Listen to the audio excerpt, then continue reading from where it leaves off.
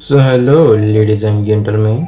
हम आज की वीडियो में बात करने वाले हैं लोकिज्म चैप्टर 601 के बारे में। चैप्टर के स्टार्टिंग में हमें देखने को मिलता है जेम्स ली, जो कि इस वक्त बात कर रहा होता है इंस्पेक्टर जे से। और यहाँ पे जेम्स कहता है, तुमने वाकई में बहुत अच्छा काम किया है इंस्पेक्टर जे, लेकिन मैंने सोचा नहीं था कि हमारे इंस्पेक्टर जे की ऐसी हालत होगी। लगता है अल्टीमेट किंग अब भी अपनी अच्छी कंडीशन में है। तो बता ला कैसा चल रहा है। जिसके बाद इंस्पेक्टर जे बैठते हुए कहता है, सब कुछ काफी अच्छे से चल रहा है। सच कहूँ तो मैं काफी ज्यादा हैरान हुआ था, रीजनरेशन का एक घोस्ट इतना ज्यादा स्ट्रॉन्ग होगा ये मैंने सोचा नहीं। लेकिन अगर मेरी और उसकी दोबारा से मुलाकात होती है तो मैं तब तैयार रहूंगा। किंग गैब्रियल किंग की फर्स्ट गैंग, मैंने आज के दिन उनको एक नए उजाले में देखा। वो लेजेंड्स बस एक कहानी नहीं थे। और यही पे सीन शिफ्ट होते हुए हम देखने को मिलती है जीनियक पार्क वर्सेस गीता किंग की फाइट, जहाँ पर जीनियक पार्क गीता के पेट पर एक बढ़िया वाला मुक्का मार रहा होता है, फिर मुंह पर कोहनी, जिसकी वजह से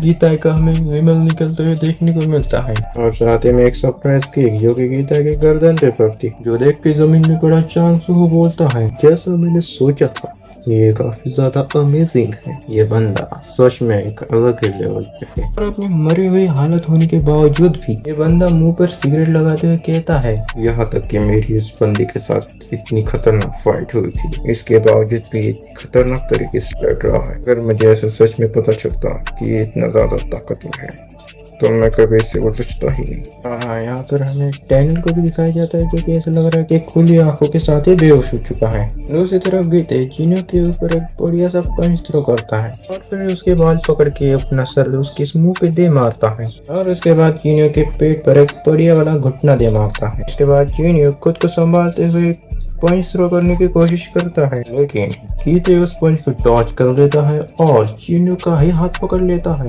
ताकि वो उसका हाथ अपनी कोहनी से तोड़ सके। देख के चांगसो अपने मन में गीते के बारे में कहता है, सच में उस इंसान के पास कोई भी टेक्निक्स नहीं है। अगर उस इंसान के पास कुछ है तो वो है उसका खुद का खतरनाक शरीर, और साथ ही में उसने कभी भी लड़ना नहीं सीखा।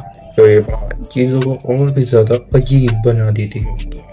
यह इंसान एक निराशा का प्रतीक भी है। और इतने में गीते जीनियो का हाथ तोड़ने वाला होता है, लेकिन वो खुद ही हवा में उड़ गया होता है, क्योंकि जीनियो ने गीते को बाकुन स्टाइल में हवा में पछाड़ दिया होता है। और तो हवा में गीते के फेस पे पड़ती है खतरनाक सी लात, क्योंकि उसने मारी होती है एलाइट स्टाइल में। यहाँ पे जीनियो पार्क ने कॉपी किया होता है हमारे प्राइम एलाइट को। यहाँ पे गीते के फेस पर एक और लात पड़ती है फ्रॉम जीनियो पार्क, लेकिन इसके बाद गीते जीनियो का फेस पकड़ के उसके मुंह पर एक मुक्का मारने के लिए तैयार होता है।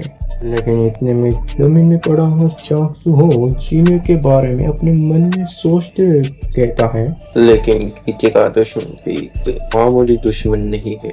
कमाल के शरीर की बजाय उसके पास है एक कमाल का टैलेंट, जिसे उसने कई सालों की टेक्निक से बनाया है। तो ये सच में काफी ज्यादा मजेदार है, क्योंकि एक तरफ है कमाल का शरीर और दूसरी तरफ है कमाल का टैलेंट, जिससे तुम काफी सारे लोगों की टेक्निक को कॉपी कर सकते हो। बट फिर गीते जीनियो के मुंह पर एक पंच मारने वाला होता है, लेकिन इसके बाद जीनियो टॉमली का अटैक कॉपी करते हुए गीते के मुंह पे दे मारता है।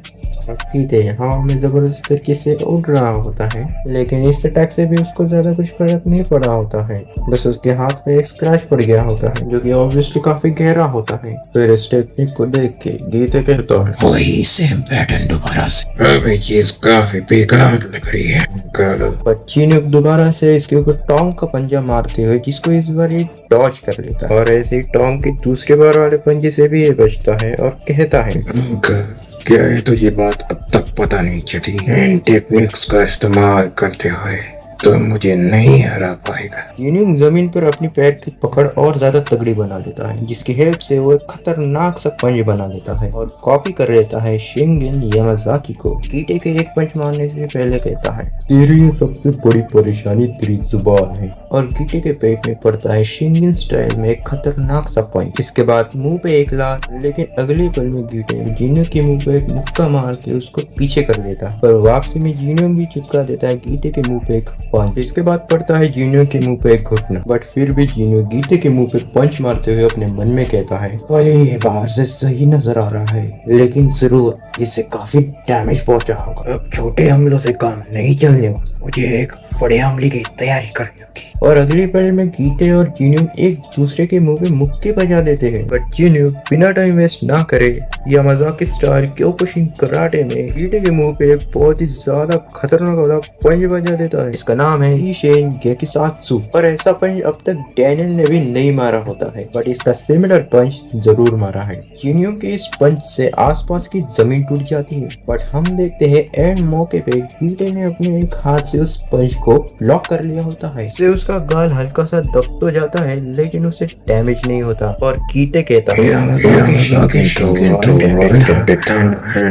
लेकिन जीनियो ने पंच अपने लेफ्ट हैंड से मारा होता है। इसका मतलब जीनियो कहीं ना कहीं गलती कर बैठा है, और इस गलती की सजा जीनियो को मिलती है गीते का जूता उसके पैर पर पड़ते हुए, जिससे जीनियो की हालत खराब हो जाती है। और गीते एक खतरनाक सा पंच मारते हुए अपने अंकल को कहता है, मुझे नहीं पता क्यों, लेकिन अंकल तुम ऐसी गलती कैसे कर सकते हो, कितनी शर्म की बात है। और इसी के साथ जीनियो के मुंह पर पड़ता है एक मुंह फाड़ मुक्का, लेकिन ये मुक्का पड़ते ही जीनियो कॉपी कर लेता है गैब्रियोम किम को और कहता है, कीटे, मैंने तुझे कहा था कि मैं तुझे किसी और की जगह में सजा दूंगा, और मैंने अपने इस बड़े हिट के लिए काफी इंतजार किया था। और गैब्रियोम स्टाइल में कीटे के मुंह पर एक खतरनाक सा पंच पड़ता है। ये दिखाया तो स्लो मोशन में जाता है, लेकिन जब कीटे इस पंच से जमीन में चिपकता है तो काफी बढ़िया वाला चिपक जाता है। और इस पंच का डिस्ट्रक्शन आप इस पैनल में देख सकते हो, जो देख बाकी के वर्कर्स की भी हालत टाइट हो जाती है, क्योंकि अगर कीटे किम जीनियो पार से हारता है तो फिर इन लोगों की कोई औकात ही नहीं है जीनियो के सामने। खैर, अभी सभी लोग टेंशन में आ गए होते हैं, क्या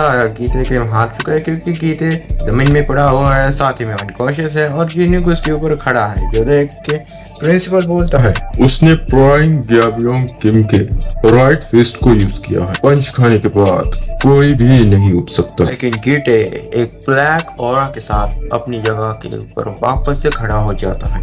एक गन ये देख के काफी ज्यादा हैरान होता है, लेकिन उसके पीछे बैठा चांगसू हो कहता है, प्रिंसिपल, क्या तुमने अपने स्टूडेंट्स को अंगूठे के सीक्रेट्स नहीं बताए? बच्चों को समझ नहीं आता आखिर अंगूठे के सीक्रेट क्या होते हैं। पर चांगसू अपने हाथ की ओर देखता है और कहता है, हमारा अंगूठा काफी ज्यादा अजीब होता है, हम इससे आसान सी चीजें भी नहीं कर सकते। मुझे समझ नहीं आता आखिर ये है ही क्यों। लेकिन तुम्हें पता है, एक फाइट में अपना अंगूठा खो देने से ज्यादा कुछ खतरनाक चीज नहीं हो सकती, क्योंकि बिना अंगूठे के तुम्हारे पंचेस अपनी पावर खो देते हैं। इससे अच्छा तो तुम्हारे हाथों के पीछे छेद हो जाए। चांगसू के बातें कहते ही जीनियो का हाथ का अंगूठा टूटने को हो जाता है, लेकिन आगे जीनियो के अंगूठे के साथ ये ऐसा कब हुआ, ये जानने के लिए हमें जीनियो की बात सुननी पड़ेगी। जीनियो चांगसू और अपनी फाइट के बारे में बात करते हुए कहता है, चांगसू, तूने मुझे ऐसा दिखाया कि जैसे तू मुझे वो टेक्निक दिखा रहा है जो तूने टॉमली के लिए तैयार करी थी, लेकिन एक ऐसा कुछ तूने बस मेरे अंगूठे के लिए करा, क्योंकि जीनियो को हराने का इसका कुछ इरादा नहीं था, ये तो बस उसका अंगूठा काटना चाहता था। इसलिए चांगसू कहता है, वैसे भी मैं तुम्हें अभी हरा नहीं पाता,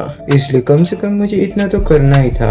बट ये देख के गीटा बहुत गुस्से में कहता है, चांगसू, आखिर तूने ऐसे बेकार सीक्रेट का इस्तेमाल क्यों करा? क्या हुआ, तुम काफी ज्यादा गुस्से में लग रहे हो। क्या तुम भूल गए कि ये हंट फॉर वर्कर्स है? तुमने ही तो मुझे यहाँ पे बुलाया था ताकि फेल होने के छोटे से छोटे चांसेस भी खत्म हो जाएं। दूसरी तरफ जीनियो को अपने टूटे हुए अंगूठे को एडजस्ट करने में लग जाता है, जिसमें उसे काफी ज्यादा दर्द होता है, लेकिन अपना पंच बना ही लेता है और अपने मन में कहता है, मुझे इसे आज मारना ही होगा, कीटे किम को आज मरना ही होगा, मुझे ये मौका दोबारा नहीं मिलेगा, बस एक बार और जीनियो भाग पड़ता है गीटे को मारने के लिए, लेकिन डैनियल जमीन में पड़ा हुआ खुद पे अफसोस जता रहा होता है, एक बार फिर से मेरा शरीर काम। बट रियो बैगन डैनियल के मुंह के ऊपर लात बजा देता है और उसकी बोलती बंद कर देता है और कहता है, नहीं, मुझे नहीं पता तू नींद में क्या बड़बड़ा रहा है, बस चुपचाप से है ऐसी जमीन में पड़ा रहा। डैनियल धीरे धीरे होकर बेहोश होने लगता है,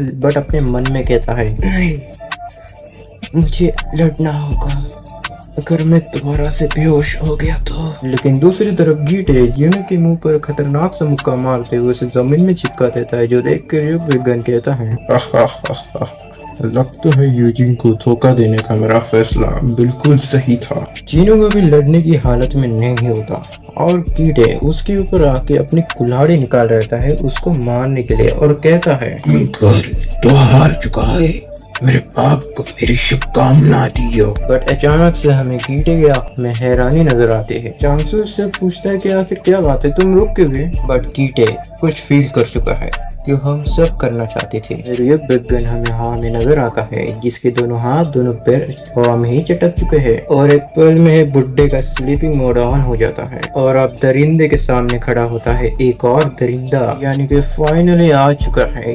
UI-10 और इसी के और से कीटे ने अपनी कुल्हाड़ी रोकी थी और चांगसू हैरान होते हुए कहता है ये तो पागलपन है, ये तो लिस्ट में नहीं था। और इसी के साथ ये चैप्टर होता है एंड। वेल चैप्टर कैसा लगा तुम मुझे कमेंट में जरूर बता सकते हो। साथ ही चैनल को सब्सक्राइब और वीडियो को लाइक भी कर सकते हो और हाँ तुम्हारे कुछ ओपिनियंस हो तो तुम मुझे बता सकते हो पहले। और हाँ डिस्क्लेमर ये लास्ट में दे रहा हूँ, ये मैंने काफ़ी पहले डब की थी तो इसलिए कुछ काफ़ी मिस्टेक्स हो सकती है तो जज करने की ज़रूरत नहीं। Thanks for watching.